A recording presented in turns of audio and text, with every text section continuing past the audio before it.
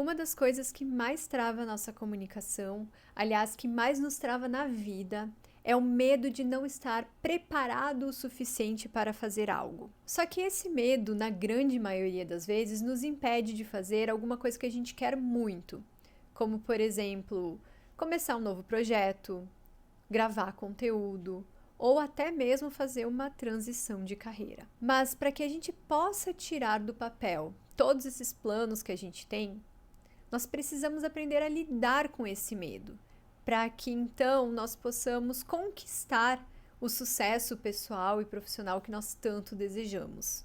Muito prazer, eu sou Camila Girardi e por aqui eu falo sobre os mistérios que envolvem um superpoder chamado comunicação. Eu também falo de neurociência, inteligência emocional e tudo aquilo que nos possibilita nos comunicarmos com mais clareza, mais confiança e mais leveza. Então, se você gosta desses assuntos, já se inscreve aqui no canal e ativa o sininho para não perder nenhuma novidade. Salve, super comunicador, super comunicadora! Antes de começar a tagarelar por aqui, deixa eu te convidar para fazer uma reflexão. Para isso eu vou te fazer uma pergunta. E se você quiser compartilhar comigo nos comentários a sua resposta, pode ficar à vontade. Lá vai, a pergunta é a seguinte: o que você já adiou ou deixou de fazer por medo da exposição? Me conta aí.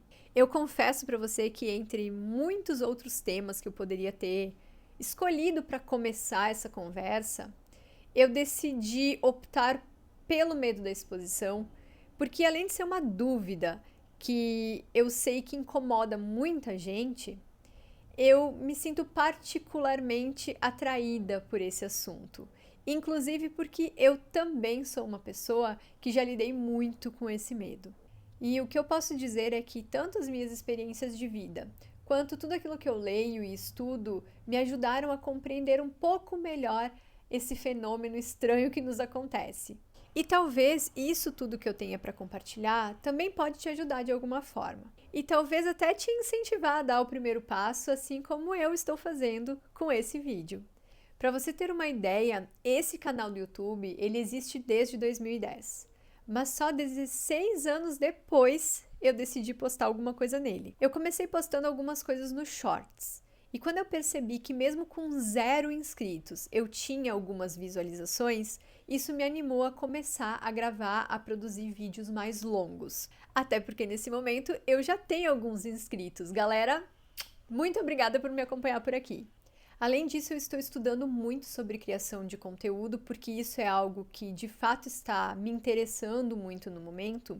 E nos livros que eu tenho lido sobre esse assunto, todos eles são bastante repetitivos no que diz respeito a estar presente no digital para divulgar um negócio, um serviço. Mas deixa eu te contar, esse desejo que eu tenho de criar conteúdo, ele nasceu em mim lá em 2019, na época da pandemia, quando eu acompanhava pelas redes sociais alguns professores de língua portuguesa que hoje são super famosos, que já criavam conteúdo naquela época. E eu achava muito legal isso, muito mesmo.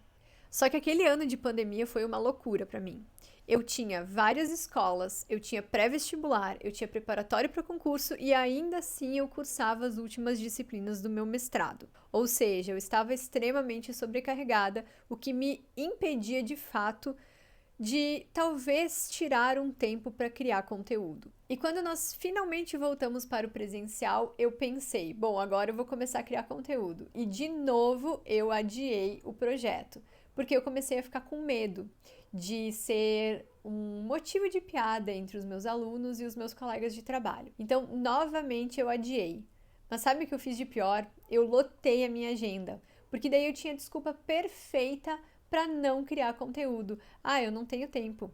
No entanto, a vida foi acontecendo e algumas coisas com relação ao trabalho ficaram muito complicadas. E eu percebi que a sala de aula já não fazia mais sentido para mim. Quando eu não aguentava mais, quando eu já estava realmente saturada, eu decidi pedir demissão dos meus empregos, pedir exoneração de um concurso público e decidi começar um negócio do absoluto zero, que é prioritariamente digital. E isso é algo que você que está inscrito aqui no canal vai acompanhar de perto, porque eu literalmente estou dando os primeiros passos em direção a esse novo negócio e tanto aqui quanto nas minhas redes sociais eu vou mostrar como é que está sendo esse processo, sem nenhum filtro.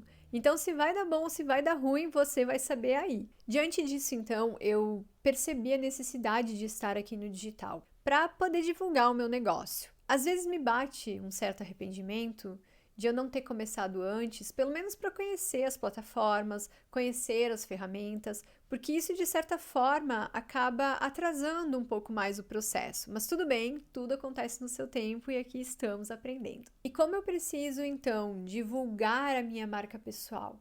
Divulgar esse meu novo negócio, tanto para as pessoas que já me conhecem saberem que eu já não atuo mais como professora de língua portuguesa, quanto para as pessoas que não me conhecem, que estão chegando agora, que nunca me viram na vida, saberem o que eu faço, quem eu sou, que serviço eu presto. Eu percebi a importância de estar aqui ativa na criação de conteúdo. Só que não tem como a gente se fazer presente no digital se o medo da exposição nos impede de fazer isso. E é normal sentir medo, ainda mais aqui no digital, em que você está exposto a milhares de pessoas. Isso é realmente muito intimidador. E veja só que ironia.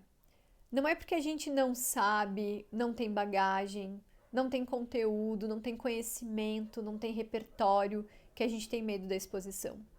A gente tem medo da exposição porque o nosso cérebro tenta proteger a gente de um perigo, que no caso é só um risco de manchar a nossa reputação, ou seja, nem é um perigo real. E eu vou me colocar como exemplo nisso. Eu leio muito todos os dias, eu estudo muito todos os dias, eu faço curso, eu já fiz mentoria, eu construí uma carreira muito sólida no offline como professora de língua portuguesa. Eu tenho também uma bagagem muito ampla com relação à linguagem, comunicação, um repertório de palavras bastante amplo também.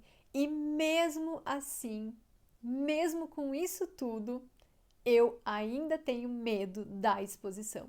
Só que com uma diferença. Hoje, esse medo da exposição não me impede de fazer mais nada daquilo que eu quero. E olha que eu já tive algumas experiências bem extremas em termos de exposição. Quando eu era professora de preparatório para concurso, eu sempre tinha alunos mais velhos do que eu na sala ou da mesma idade. Mais jovens era muito difícil.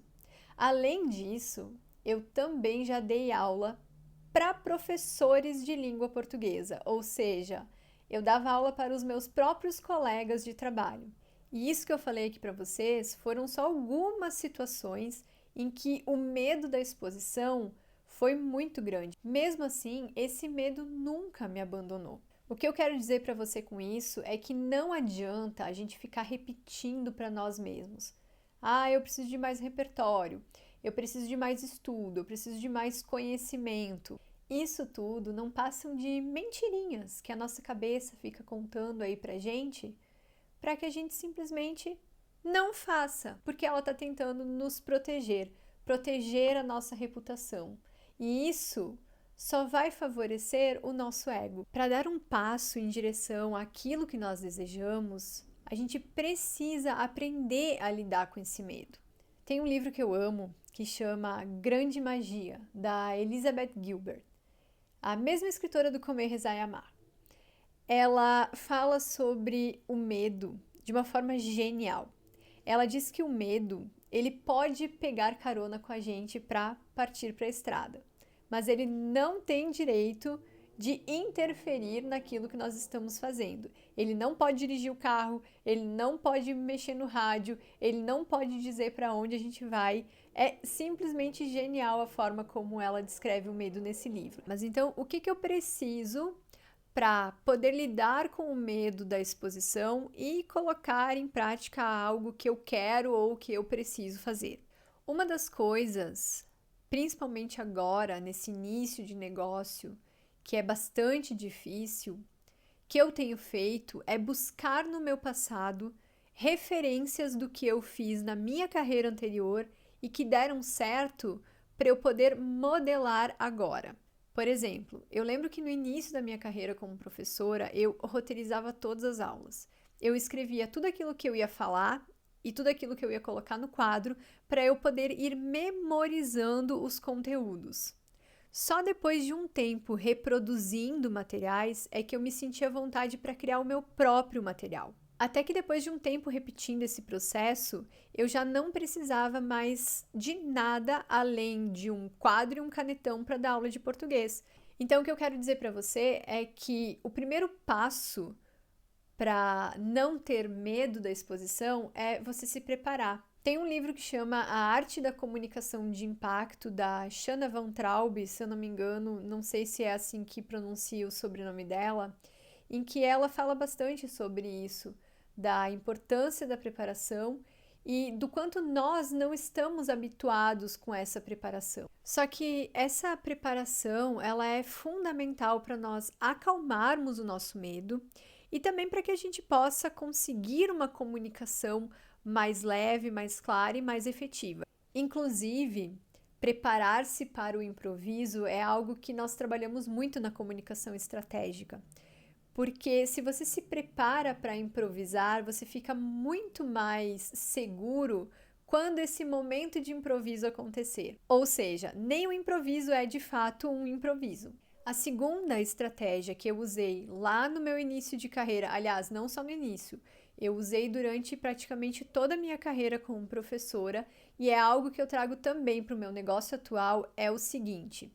E antes de falar o que é, eu quero acrescentar que eu acho, além de muito profissional da parte de quem faz isso, é também muito ético, que é admitir que tem coisas da nossa área do conhecimento que a gente simplesmente desconhece. Eu sei que isso é algo muito difícil de aceitar e admitir, até porque quando nós falamos que não sabemos algo a respeito da nossa área do conhecimento, a gente parece fraco, parece inexperiente, mas eu vou dizer para você que é o contrário. Quando a gente admite que existem coisas da nossa área de conhecimento que nós não sabemos ou não dominamos, isso não nos faz menos capazes. Isso mostra que nós somos humanos. E essa humanidade que a gente demonstra e que nós reconhecemos um no outro é isso que de fato gera conexão verdadeira. Uma das coisas mais valiosas que a gente pode cultivar aqui dentro de nós é a capacidade de nos colocarmos no lugar de eternos aprendizes, porque isso é o que nos faz evoluir no individual e ampliar essa evolução para o coletivo. E sabe o que é mais bonito nisso tudo? É que eu mostro para as pessoas que eu não preciso estar muito à frente de alguém para poder estender a minha mão para ajudar. E além de ser muito nobre da nossa parte, estender a mão para quem está um passinho aqui atrás, para quem sabe um pouquinho menos, além dessa nobreza que contém o ato, ainda a gente tira dos nossos ombros aquele peso que muitas vezes as pessoas carregam de que elas precisam ser perfeitas, sendo que todo mundo sabe que perfeição não existe. A perfeição que a gente busca, ela é inalcançável. O que eu quero dizer aqui é que a gente não precisa ficar se torturando, porque é normal não sabermos tudo da nossa área de conhecimento. Eu sempre admiti aquilo que eu não sabia e sempre me prontifiquei a buscar uma resposta. E é exatamente isso que eu trago para o meu negócio atual. É admitir que tem coisas que eu não sei, mas me prontificar a buscar uma resposta. Recapitulando então bem rapidinho quais são as duas ações que eu fiz lá no meu início de carreira e que eu trago aqui para o meu negócio atual e para compartilhar com você que talvez te ajude também. A primeira é preparação. Antes de mais nada, preparar-se é fundamental. Treinar. A segunda é admitir que tem coisas da nossa área do conhecimento que a gente não sabe ou que a gente não domina e se prontificar a buscar uma resposta. E lembre-se que o medo da exposição que eu sinto e que talvez você também sinta aí, ele é só o nosso cérebro tentando nos proteger. E se você ficou por aqui até agora, escreve aí nos comentários um salve para eu saber quem é que está me acompanhando. Se você quiser se apresentar aqui nos comentários, dar uma sugestão, comentar sobre esse vídeo, trazer algum assunto novo, compartilhar esse vídeo com alguém, sinta-se em casa. E se quiser deixar um like aqui, isso me ajuda muito, então eu agradeço. Beijoca, te espero no próximo vídeo.